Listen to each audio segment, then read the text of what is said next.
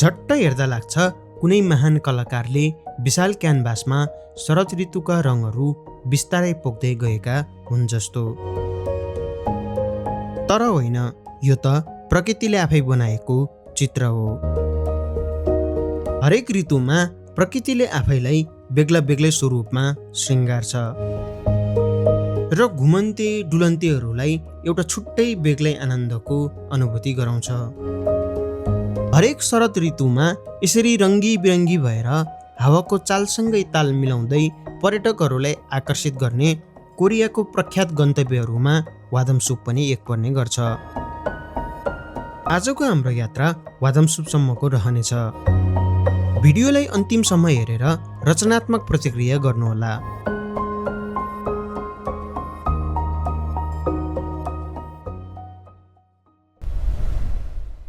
नमस्ते, good morning सबैजनालाई। हामी खासमा नामिसानको लागि भनेर निस्किरहेको थिएँ, तर यति ढिलो भयो कि आज लगभग नामिसान जानको लागि मुस्किल असम्भव जस्तै भइसकेको छ। अब यता वादमसुप भन्ने ठाउँ छ, त्यो पनि उस्तै हो। हामी यता अगाडि साथीहरू छ, कता जाने भन्ने चाहिँ सल्लाह गरिसकेपछि हामी अगाडि कुरा गर्छौँ। भिडियोमा अन्तिमसँग सँगै भइदिनु होला। यहाँहरू सबैजनालाई स्वागत छ यो मेरो भ्लगमा।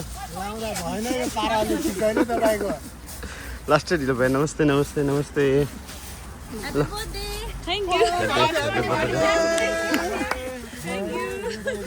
कता लाग्ने तपाईँ? विचार गर्नु न, हामी त नजिक चाहिँ त्यो हुन्छ है, त्यो टाढा के छ भन्नुहोस् है। ल आनन्द बिन्दास है।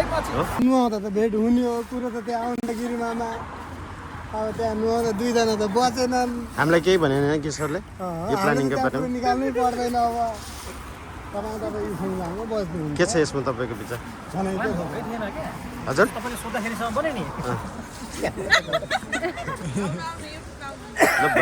हिजो तपाईँले सोद्धाखेरि यसमा हाम्रो प्लान थिएन। रुमाइसकेपछि अनि के गर्ने त नि भन्यो, किनभने मुभी हेर्न जाने प्लान थियो नि त, त्यो क्यान्सल भयो। त्यसपछि के गर्ने भने भाइलाई फोन गरेँ, जाउँ त जाउँ भनेको। अनि भाइले के गर्ने भन्यो, दाइलाई फोन गरेको, ल हुन्छ भन्नुभयो। अनि त्यसपछि 9 बजे यो कुरो सत्य हो त गिरी सरले भनेको? हो। मेरो बुढीले उहाँ कुन चाहिँ मुभी रे नेपाली? जारी टु। हो त हेर्नको लागि बुढीले नि जाउँ भनेको थिइन् मलाई। भाइहरूले त्यो अब खै किन क्यान्सल गर्यो मलाई अचम्म लाग्यो। हामी नामिसमको लागि भनेर निस्केको थियौँ, तर के भन्छ एकदमै ढिलो भइसकेपछि चाहिँ अब हाम्रो यात्रा चाहिँ यता आदमसुप हुन्छ, आदमसुपतिर मोडिएको छ।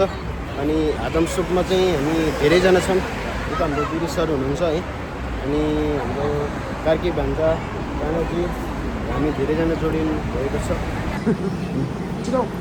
अलि यो त बन्द हुन्छ त फेरि। राणाजी तपाईँ यहाँ आउनु नि।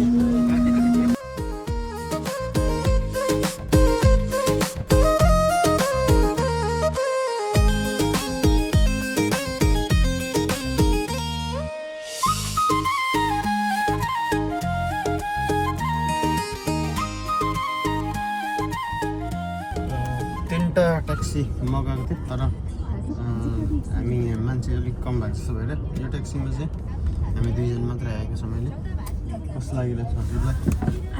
राम्रो लागिरहेछ। गाउँको घुमघामहरू कस्तो लागिरहेछ?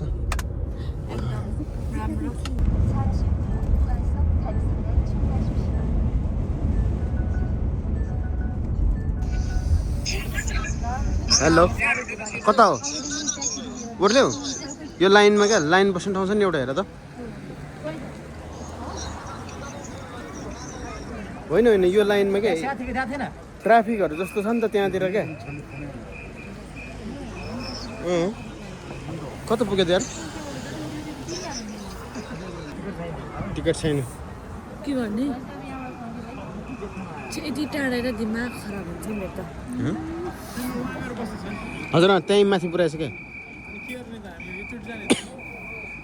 त्यही जाउँ सँगै आइदिउँ।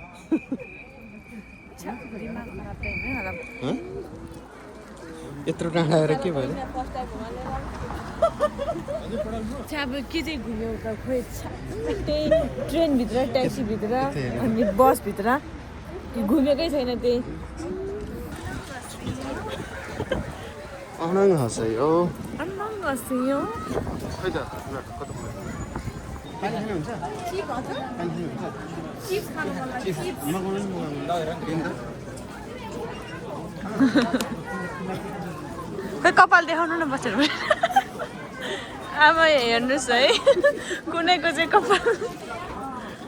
कपालको धनी सपमा भर्खरै आइपुग्यो तर टिकटहरू सबै सोल्ड भइसक्यो हुनाले हामी भित्र जान नपाउने भनेको छ अब भित्र जानलाई पाइँदैन टिकटहरू सबै सकिसकेको छ हाम्रो यात्रा आजलाई यहीँसम्म कहिले काहीँ अब यसरी यहाँ गन्तव्यसम्म आइपुगेर पनि भित्र जान नपाउँदा अलिकति नरमाइलो लागेको छ तर पनि यहाँतिर हेर्दाखेरि थोरै भए पनि आजको दिन जस रमाइलो भयो भनौँ टिकट चाहिँ अनलाइन बुकिङ गर्नु पर्दो रहेछ तर अस्ति अनलाइन हेर्दाखेरि टिकट सबै सकिसकेको थियो अनि पासपोर्ट भयो भने पाउँछ भनेर सुनेर आएको तर हामीले पासपोर्ट ल्याउनु पर्छ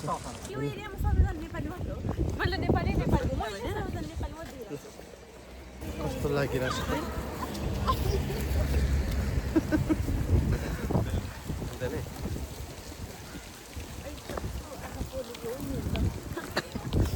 ऊ